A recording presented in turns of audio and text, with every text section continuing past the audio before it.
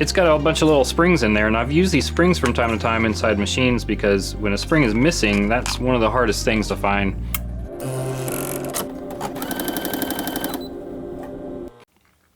A little while ago I had lunch with one of my Patreon supporters, and her name's Melanie, and hi Melanie. She said something to me. She said, you know, you haven't been posting videos in a while, and I said, yeah, I know. And she said, you need to just turn on the video when you're working on those machines. And so here we are. I was working on this machine and it started getting into a little bit of something I haven't run into before, so I figured I'd share it with you. This is a Kenmore machine, and this machine is a Kenmore computerized. I don't have the actual model number because I can't find it anywhere on this machine, but it's a vintage computerized Kenmore. And the first problem that I've run into is that the tensioner, so when you thread the needle and you go through, your thread comes around the back of the machine from the spool, and then it comes over here, and then there's this little pre-tensioner for your tensioner, and the pre-tensioner came in pieces. So this was the first thing I noticed wrong with this machine when it was brought to me. And the person said, hey, we haven't used this for years, and we just want to get it fixed and running again. We don't know what's wrong with it. And when I first looked at the machine, I noticed that there was, this attaches to the machine right here, and there was a screw hanging outside of this thing. So it was sitting there looking like this on that machine. And I knew that wasn't right. And then when I looked around, the machine was in a trash bag to keep it safe. So I looked inside the trash bag, I found a few other pieces, and then I also, because they gave me the accessories box here, inside this there were some more pieces. So I think we have most of the pieces. The only thing is I'm missing, since this is a pre-tensioner, it has to actually put tension on the thread. We are missing a spring, and I can't find it anywhere. I looked through all those pieces, I couldn't find a spring. So one of the things in my toolkit, because first off, I don't know the model. Secondly, I could find a spring online off of a vintage machine, but there is another fix, and it's a lot cheaper. So a long time ago, I bought one of these cheap. Actually, no, I didn't buy this. This was given to me by somebody who gave me this plus their machine to fix it. So this is actually free for me. But it's got a bunch of little springs in there, and I've used these springs from time to time inside machines because when a spring is missing, that's one of the hardest things to find, is the right spring. And these springs are various sizes, and none of the sizes are going to be perfect, but you can get something close. In this case, I need a spring, so you have springs that are designed to be under tension and pulled, and then you have other springs that are designed to be compressed. So in this case, I need a spring that's compressed, and I found one. And what I've done is, because this is way too long, let's see if we can show that to you a little bit better. This is way too long. I cut off a piece of it. This is actually a part of it, but I cut off a piece of the spring, and we only have a few coils here, if you can see that. So we only have a few coils on this spring, and we're going to put this together because this does not require much tension at all. It just needs a little pre-tension. And I also had to figure out how to put this thing together, and I think I figured it out because I was able to find a manual for a similar machine, and I'm pretty sure I'm doing this the right way when I take, so this piece right here looks to me like it goes, so you've got a little piece that folds over. I don't know if this is going to be good YouTube content, but we'll see. So that little piece, this is the piece that attaches to the machine.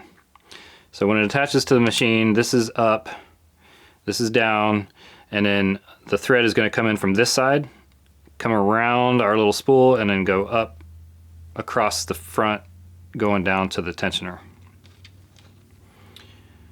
So this looks like it wants to go there, just like that, with this little tab aligning with the tab that attaches this to the machine. And then from the pictures that I found of similar machines, this is on the outside. So this is what you see on the outside of the machine, is just this little piece, and it's got a flat front, and the flat front is on the outside. And then this gets really fiddly really quick, so I hope that this doesn't spring everywhere. But I put the spring inside of the big piece, and then this is what actually touches the thread. So that it sandwiches the thread between this and this. So this is going to sit like this, but there'll be spring pressure holding it against there so that the thread goes through there. So I set that on here.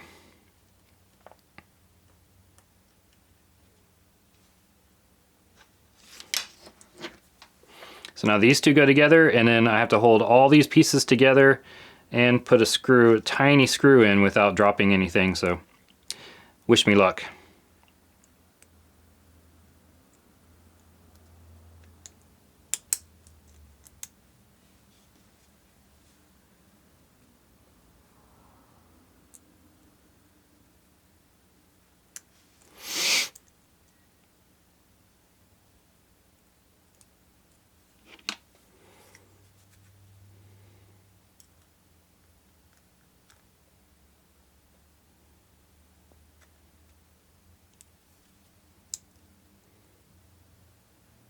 Alright, so we are started on the screw, and it looks like things are in the right place. So we're going to keep going.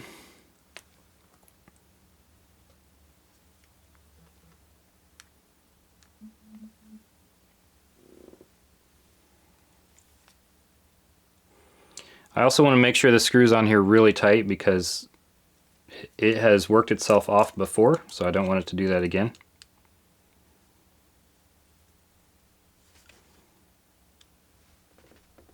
And before I really get it tight, I want to make sure that this actually works. So I've got some thread here on my spool.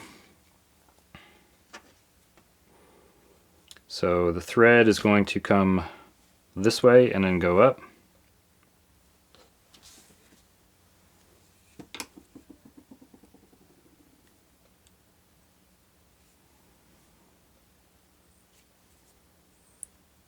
Okay, and I can feel some tension on there. I did assemble this once before, and it seemed like there was too much tension, so I cut off a little piece of that spring before, and that was off camera. And then I realized, what am I doing? Turn on your camera, Wes. So I turned on the camera, and here we go.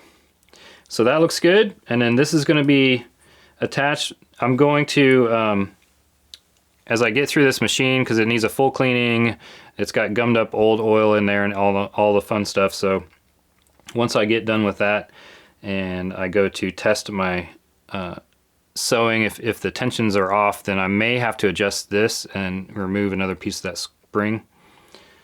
But we'll find that out a little bit later. So this attaches to the top cover with another little screw.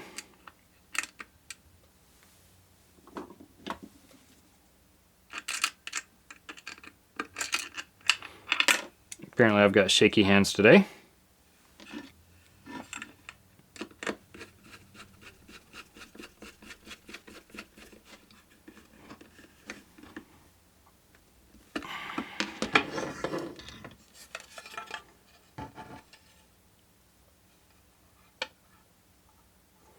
And there we go. And if I'm happy with this, I will take it off again to really gronk down on this, because I don't want this to unscrew. And I think somebody, maybe if you turn this, you're going to unscrew it. So maybe I should put some Loctite on there too. I'm not sure.